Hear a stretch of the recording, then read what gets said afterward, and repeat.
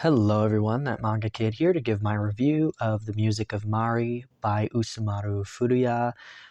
For those of you who don't know, Furuya is the creator behind Genkaku Picasso, Lychee Light Club, his version of No Longer Human, which has thankfully recently been reprinted, as well as some other things as well, which are out of print, unfortunately, but this is a One Piece Books release that honestly I'd never heard of this or really had any interest in it until I saw that it was by Usamaru Furuya, who I really, really enjoy his works that I own.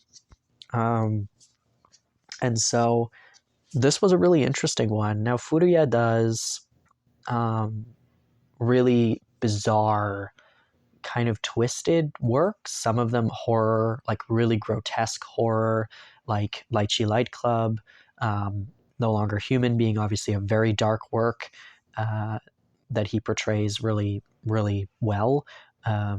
And then Genkaku Picasso being a shonen series that has a really kind of dark, twisted humor to it, and again, really dark imagery. And so the Music of Mari, I really didn't know what to expect because this cover is so different than like any of the other things that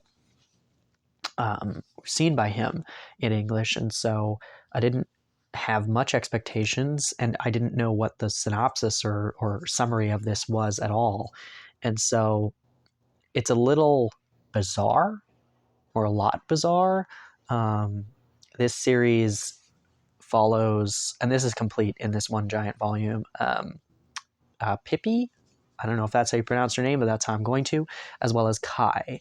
And they live in this kind of different world that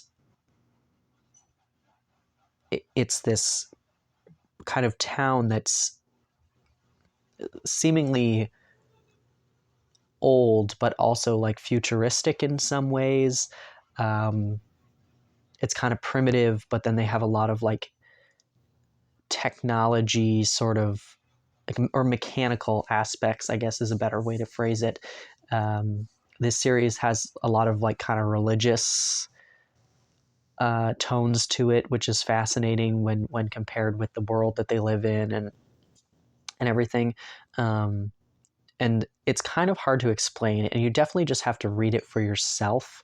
But it's not a horror series, so if you're turned off by Usamaru Furuya's other works because of the grotesqueness of it, that's not present in this one. This one is more kind of fantastical in a way, more dreamlike. It is kind of like Genkaku Picasso has a similar vibe to that, but without the disturbing sort of imagery. This is more whimsical, but also like mechanical, almost steampunk-esque. And yeah, very, very dreamlike, uh, and really fascinating. I I don't know really what else to say beyond that. Um, this, because anything that I say is kind of a spoiler, and this society is really what is kind of at the heart of this story. It's the way that their society and their people function, while also the way that their belief system works, what they believe in, and how that kind of manifests in their daily life, and how that belief system and Mari, this being that they believe in, affects Pippi's and Kai's relationship, their friendship and everything. And so it's really just kind of fascinating, and I definitely recommend reading it if you're interested in something different, something a bit out there and bizarre, but really beautiful and moving and emotional. And yeah, it's really fascinating, and the art is quite stunning, as per usual with Furuya.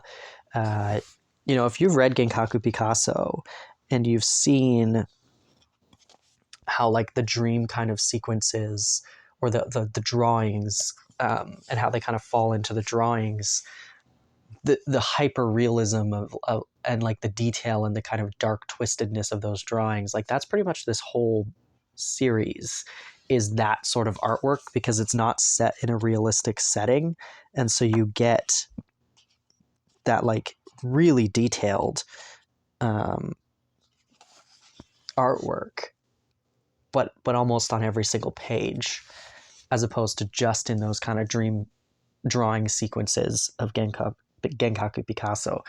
So anyway, I do recommend the music of Mari. I think it's a nice single volume to purchase, and um, the quality is pretty decent. It's a larger trim size.